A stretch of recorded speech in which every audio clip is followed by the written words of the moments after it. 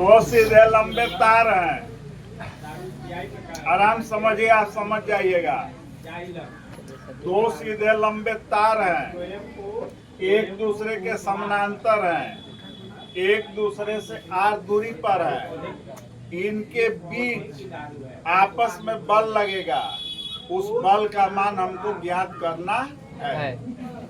तो पहले तार के कारण इससे r दूरी पर चुंबकीय क्षेत्र आपको ज्ञात करना है। मतलब पहले तार के कारण दूसरे तार के किसी बिंदु पर चुंबकीय क्षेत्र ज्ञात करना है। तो बोलिए, पहले तार के कारण दूसरे माने r दूरी पर किसी लंबे सीधे तार के कारण उससे r दूरी पर चुंबकीय क्षेत्र का मान कितने लोग बतला देंगे? आत्मसमर्पण पढ़ाया गया है। इसको हम पढ़ाए भी थे थोड़ा सा किसी दिन। दो सीधे लंबे तार हैं, उसके बीच आपको बल निकालना है। तो एक सीधे लंबे तार से r दूरी पर उत्पन्न चुंबकीय क्षेत्र μ0/4 पाई I बटा में r होता है। ठीक है, तो आप बतलाइए, इस तार के कारण इस बिंदु पर माने इससे r दूरी पर उत्पन्न चुंबकीय क्षेत्र कितना होगा? तो μ0/2 पाई इंटू क्या लिखे बोलिए?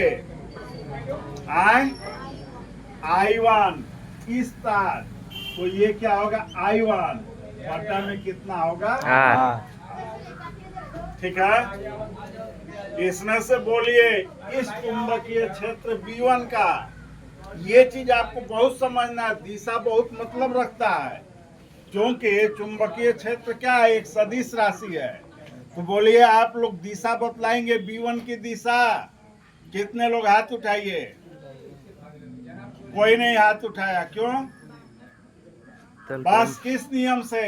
हथेली के दाएं हाथ के नियम से। तो अंगूठा किधर होना चाहिए? धारा की दिशा में।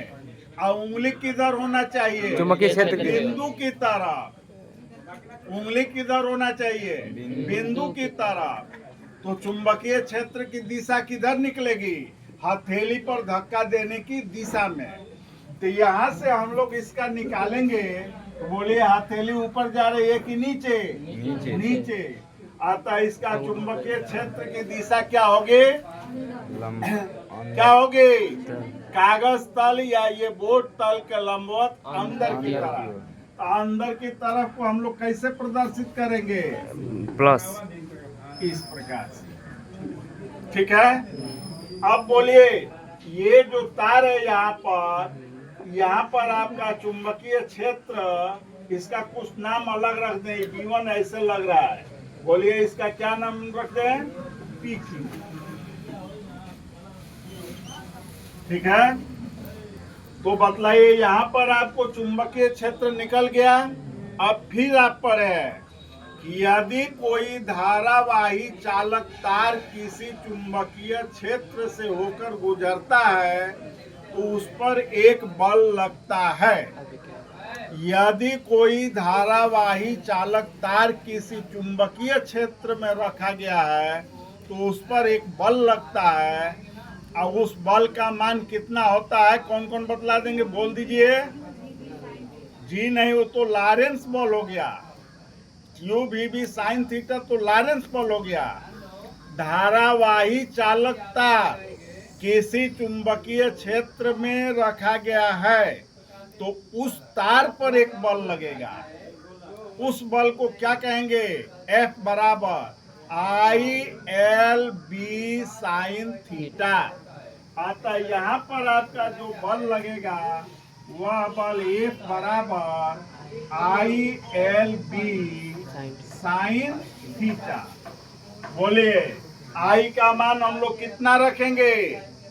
सोच के बोलिए, I का मान कितना रखेंगे?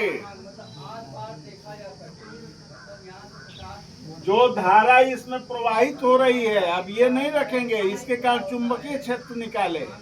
तो इसमें धारा कितनी प्रवाहित हो रही है? I2। तो यहाँ क्या लिखेंगे? I2। L का मान L रहेगा, और बोलिए B का मान B1 हो जाएगा। यहाँ चुंबकीय क्षेत्र इतना उत्पन्न हुआ है, अतः कितना होगा? म्यू 0 अपान 2 पाई इंटू I1 बटा में R। इसलिए F बराबर, बोलिए कितना होगा? म्यू 0 बटा में 2 पाई इंटू 4 पाई होता है ना जी? नहीं, यह सीधे लंबे तार के कार्य यही होता है। Mu 0/2 pi into I1 I2 बटा में R इंटू L। अब बोलिए प्रति एकांक लंबाई के लिए हम लोग निकालेंगे, तो F बाई L बराबर mu 0/2 pi into I1 I2 बटा में R। आइए भैया बदलाइए, साइन थीटा कहाँ गया? 0 होगा। 0 का मान 1, साइन 0 का मान 1 होता है। कहिया से? 90 का 90। तो माने आपको पता है कैसे 90 होगा? आप हमको दिखलाइए कैसे होगा। हाँ बोलिए। हाँ, कोण अत्यंत छोटा होगा तो साइन थीटा का मान थीटा होता है, तो थीटा तब लिखना पड़ेगा। थीटा क्या 0 होगा? 0 होगा। कैसे 0 होगा? सोचिए, बाएं हाथ का नियम, इसमें हम क्या संकेत दिए थे? कम बोल, क से करेंट, म से मैग्नेटिक फील्ड, बोल से बल। तो ये रेखा जो है क्या होगी? धारा की दिशा। ये क्या होगी आपको? चुंबकीय क्षेत्र, मैग्नेटिक फील्ड। तो अंगूठा जिधर जाएगा उधर आपको बल लगेगा, यही ना? तो बोलिए किधर है धारा? इस तरह से रखेंगे तो कोई दिक्कत आपको? देखिए तीनों उंगली, चुंबकीय क्षेत्र, ठीक है, ये I2 की दिशा में। अब बोलिए चुंबकीय क्षेत्र में धारा की दिशा, ठीक है। अब आप लोग देखिए B1 किधर है? ये चिन्ह लगा है, तो तल के लंबवत अंदर। तो ये तल के लंबवत क्या हो गया? अंदर। तो बोलिए अंगूठा किधर जा रहा है? बाहर। बोलिए अंगूठा किधर जा रहा है? पहले तार की, ठीक है ना? तो पहले तार की ओर, इसका मतलब कि क्या होगा? आकर्षण, ठीक है। तो प्रति एकांक लंबाई पर लगने वाला बल आपका इतना हो जाएगा। और यदि बोलिए I1 बराबर I2 बराबर 1 एम्पियर, R बराबर कितना? 1 मीटर, तो F बाई L बराबर म्यू 0 बटा में 2 पाई। अब म्यू 0 बटा में 2 पाई का मान 2 इंटू 10⁻⁷ न्यूटन प्रति मीटर। तो इससे एम्पियर की परिभाषा आपकी क्या निकलती है? एम्पियर की परिभाषा, बोलिए इससे, दो सीधे लंबे तार एक दूसरे से एकांक मीटर या 1 मीटर की दूरी पर स्थित हो, तो उनके प्रति एकांक लंबाई पर लगने वाला बल 2 इंटू 10⁻⁷ न्यूटन प्रति मीटर हो, तो प्रवाहित धारा कितनी होगी? 1 एम्पियर। ये परिभाषा हो गया 1 एम्पियर का। फिर से बोल, इसको आप जो लिखे किसी तरह से घुमा के बस बतलाना है, ठीक है ना? कि दो सीधे लंबे तार हो, क्या है, उनके बीच की दूरी 1 मीटर हो, और उनके प्रति एकांक लंबाई पर लगने वाला बल 2 इंटू 10⁻⁷ न्यूटन प्रति मीटर हो, तो उनमें प्रवाहित धारा 1 एम्पियर होगी। बोलो समझे?